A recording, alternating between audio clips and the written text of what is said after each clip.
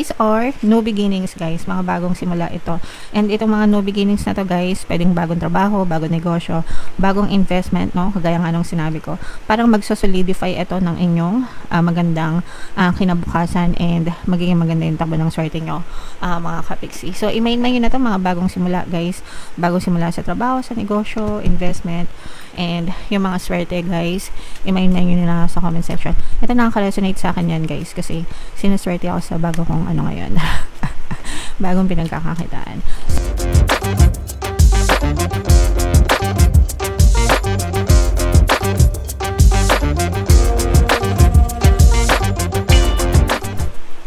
Hello guys, hello Cancer, money come to me. Ang pamagat ng episode natin for tonight is money reading para ngayong November guys. Para sa Cancer, Sun, Moon, Rising Sign, and Venus. Unahin natin tong deck na to. Tingnan natin yung mga money manifesting techniques para sa inyo. So, meron tayong desire. Go window shopping. Gaze at all the items you would love to own. Imagine using them and enjoying them. Regularly repeating this exercise will help to attract the things you long to have. So, ito guys, favorite ko to. Kasi ang dami ko nang na-manifest na libre, no? Na mga bagay na gusto kong magkaroon kahit hindi ko siya binibili. Pero pwede nyo rin naman bilhin, guys. Kung ibig sabihin lang nun, kung mabili mo na siya, afford mo na siya. Kumbaga the universe is giving you ways, no, para mabili nyo yung mga bagay na gusto nyo. But even if hindi kayo bumili guys, pwedeng mapasa inyo yung mga bagay na gusto nyo. So yung success, i-share ko lang yung success stories ko guys. So ang pinaka favorite ko is yung earrings, no, palagi ko tong kinukwento sa inyo. Once upon a time, gusto ko magkaroon ng bagong hikaw and tumitingin ako ng mga designs ng hikaw. Although may mga hikaw naman ako guys. Pero nung time na yun, gusto kong magkaroon ng bagong hikaw. So mga ilang days ako naghahanap sa internet ng hikaw. Pero ayokong bumili. Gusto ko lang tumingin. Tapos, parang after 2 weeks, nung ginawa ko yon, after 2 weeks, umuwi yung best friend ko galing Dubai. Tapos, ang regalo niya sa akin ay pair of earrings, hikaw, okay? So, that's how manifestation works, mga kapiksi. I-move ni universe yung mga tao, bagay, sitwasyon sa paligid mo para mabigay sa'yo yung desire mo, okay? And meron pang dalawa na na-manifest ako. Another one is jewelry box. So, yung jewelry box, galing naman yun sa isa ko pang BFF. And then, yung Nespresso machine. Di ko alam kung familiar kayo sa Nespresso machine, mga kapiksi. May kita nyo yun madalas kapag ka nanonood kayo ng K-dramas, okay? And ang price nun, mahal kasi yung mga Nespresso machines, depende sa make and model, di ba? Pero, lampas 10,000 yung isang ganun usually. Ayoko rin bumili, pero gusto kong magkaroon. So, yun naman, galing sa pinsan ko, no? Pinsan ko, nakatira siya sa Singapore kasi nag-work siya doon. Tapos, nung umuwi siya, this year lang, nung summer, umuwi siya. So, pinasalubungan niya ako ng Nespresso machine. So, yeah, I mean, kung gusto nyong magkaroon, pwede bumili kayo, mga kapiksi, no? Especially kung afford nyo. Pero you can also have things or i-desire nyo yung mga bagay na gusto nyo without even spending a dime kahit hindi kayo gumastos, mga kapiksi. And yun yung isa sa mga favorite kong ginagawa. Kasi ang dami ko ng mga napasa akin ng mga bagay kahit hindi ako bumili, mga kapiksi.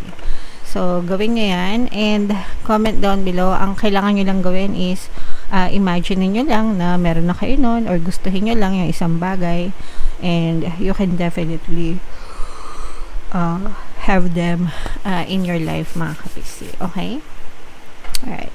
So, comment down below, Cancer, if nakaresonate kayo dyan. Hanapin natin yung energy ng Cancer at saka yung energy ng money. Habang sinashuffle ko to guys, panoorin nyo muna yung video natin regarding sa ating paano mag-manifest ng abundance video course. Kapiksi, sawa ka na ba sa mga struggles at hirap sa buhay mo? Masipag ka ba at masikap sa buhay ngunit hindi ka pa rin umaasenso? Ilang beses ka na bang nag-attempt magnegosyo at mag-invest pero palagi ka pa rin nalulugi? Sa pagkakataon na ito ay maaaring may subconscious beliefs ka na nagiging balakid sa iyong pag-unlad at pagyaman. Introducing, paano mag-manifest ng abundance video course. Dito ay matututunan mong ma-overcome ang mga balakid mo para tuluyan ka ng umunlad, umasenso, sumagana, maging matagumpay, successful at maswerte sa iyong kabuhayan, pera, trabaho, negosyo, salapi at kaperahan ng bonggang-bongga. Dali, mag-send na ng email sa pinoypixitaro@gmail.com at simulan na ang iyong pagyaman ngayon. Alright, so sa lahat ng gusto mag-avail ng course guys, naka-flash sa screen nyo. Una, meron tayong paano mag-manifest ng abundance video course, paano mawala ang third party, at magkaroon ng harmonious na relationship, and paano pabalikin si ex-revised breakup. Sa mga interesado guys, mag-send lang kayo ng email sa pinoypixitaro@gmail.com. And sa mga naghanap ng pampaswerte guys, sa Venturin tsaka Citrine, yung recommended ko, may makita kayong mga link sa description box guys. So, hi, sure, kayo and your percent ng Queen of Cups. Ito yung ating money energy, mga kapiksi. Latag natin yung spread nyo, guys. By the way, kung hindi nyo pa napapanood yung ating 2026 Pick a Card Kapalaran, punta na kayo sa homepage, guys. Available na, mga kapiksi. So, dito, meron presence ng Earth sign, Aquarius, Gemini, Libra. For some of you guys, maaring may air element kayo, at saka another water sign, Cancer, Pisces, Scorpio. So, pwede may ganyang element kayo sa inyong natal chart, or you may be dealing with other signs. This is both negative and positive. Ang nakikita lang natin sa negative guys is ito yung mga toxicities, mga kapiksi. So, pwedeng nakaka-experience kayo ng toxicities, especially sa trabaho. Ibig sabihin nito, toxic yung environment nyo, pwedeng toxic yung mga boss nyo, yung mga kasama nyo sa trabaho, or yung workload nyo mismo guys. Baka masyadong marami kayong workload na parang masyado kayong nai-stress, mga kapiksi. And yung iba parang pwedeng you may be dealing with, ito I'm sensing na more on boss to, no? Parang mga boss na masyadong stricto, masyadong mahigpit, parang CCTV na palaging nakabantay sa inyo, and parang wala kayong masyadong kalayaan na gawin yung mga gusto nyo, parang mga micromanagers ba. Yan sa lahat ng ayoko. Yung mga micromanager, pag micromanager yung boss ko, nire-resignan ko yan guys. Ayoko ng ganun. So, for some of you, medyo nakaka-experience kayo ng ganun guys. So, kung wala naman kayong choice and kailangan nyo magtiis, so tiis-tiis na lang muna, or kung may choice kayo na lumipat kayo. Pero, meron tayong subliminal guys, pampabait ng boss, and mga kasamaan sa trabaho. So, super effective yan guys. Marami na tayong natulungan sa sabli na yun. Okay? And ito guys, no, this is the energy of good luck, good fortune, swerte. So, swertehin kayo pagdating sa pera, mga kapiksi. Actually, for some of you, maaaring may bagong opportunity, no, pagdating sa pera. And parang saswertehin kayo sa magiging decision nyo, guys. So, parang dito, nakikita natin na maaaring may bagong offer, may bagong liwanag. So, pwedeng bagong trabaho, pwedeng bagong negosyo, and meron kayong pagdidesisyonan na kailangan gawin pagdating sa kaperahan nyo. And yung magiging desisyon nyo guys, parang makaka-jackpot kayo, masaswertehin kayo dun sa magiging desisyon nyo, kasi yung mapipili nyo talagang very favorable sa inyo. As in, nararamdaman natin na gaganda talaga yung buhay nyo, mga kapiksi. Okay?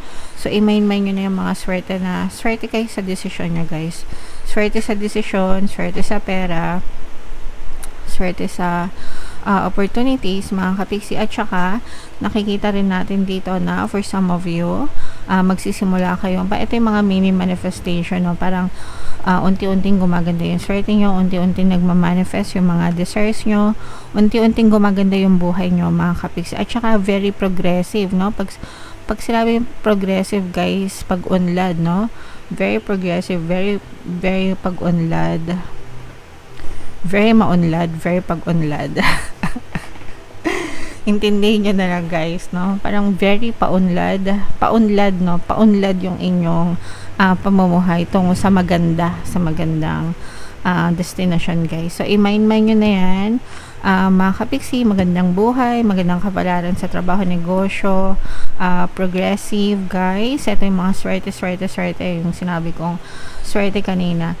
And palagi lang kayo mag-affirm, mga kapiksi, swerte ako, swerte ako, swerte ako, swerte ako sa lahat ng aspeto ng buhay ko. So, yung affirmations na yan, guys, super effective talagang sinuswerte ako every time na ina-affirm ko yan.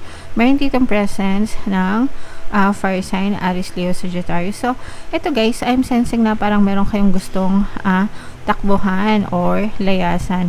Ito yun guys, yung nagpapastress sa inyo. Sabi ko nga sa inyo, parang pinag-iinitan kayo guys, no? Sa trabaho, ito yung mga gusto nyong takasan, parang gusto nyong takasan yung boss nyo, or gusto nyong lumipat ng trabaho kasi nai-stress kayo, mga kapiksi. Parang mainit yung ulo sa inyo or mainitin yung ulo ng boss nyo. Baka ganun lang talaga yung ugali nila guys. So, again, kung pwede nyo naman tiisin at wala kayong choice, tiisin nyo. Pero kung wala kayong choice at lilipat kayo guys, sabi ko nga, may magandang magiging decision kayo sa buhay nyo, sa trabaho nyo, and magdadala siya ng magandang swerte sa inyo, mga kapiksi. These are new beginnings guys, mga bagong simula ito. And itong mga new beginnings na to guys, pwedeng bagong trabaho, bagong negosyo, bagong investment, no? Kagaya nga nung sinabi ko, parang magsosolidify ito ng inyong magandang kinabukasan, and magiging maganda yung takbo ng swerte nyo, mga kapiksi. So, i-main nyo na to, mga bagong simula guys, bagong simula sa trabaho, sa negosyo, investment, and yung mga swerte guys, i-main nyo na sa comment section. Ito nakaka-resonate sa akin yan guys, kasi sinuswerte ako sa bago kong ngayon. Bagong pinagkakakitaan. So, yeah, swerte naman tayo palagi guys. So, bunot lang tayo ng isa pang additional message for you, Cancer. I create mindful moments throughout the day, reminding myself that I am loved and miracles are natural. So, ito guys, dapat talaga everyday mindful kayo sa iniisip nyo. Ibig sabihin, careful kayo with your thoughts. Kasi kapag hindi kayo naging careful, nag-autopilot yung isip natin. And yung autopilot na sinasabi ko is yun yung nakakasanayan nating isipin. So, kapag hindi kayo masyadong, kumbaga hindi nyo masyadong inaalalayan yung conscious thoughts nyo, automatic yan, guys, na lilipad yan, and automatic na iisipin yan yung nakasanayan mong isipin. So, kung nakasanayan mong isipin na malas ka, namomroblema ka, ang bigat ng buhay mo, mahirap mabuhay, maraming problema, kapos na naman sa sahod, ang taas ng bilihin. So, kung autopilot ka, kung nakasanayan mo yung ganyong isipin, at naka-autopilot ka everyday, palaging ganun yung iniisip mo, ganun din yung ma-experience mo. Pero kung mindful ka, ibig sabihin, kinokontrol mo yung isip mo, na kinokondisyon mo palagi yung isip mo na ito lang yung iisipin ko pagdating sa work, pagdating sa pera, pagdating sa love life, kahit saan, pagdating sa relasyon, 'di ba? Kumbaga, careful yung pag-iisip mo, maano mo siya, magagawa mo siyang habit.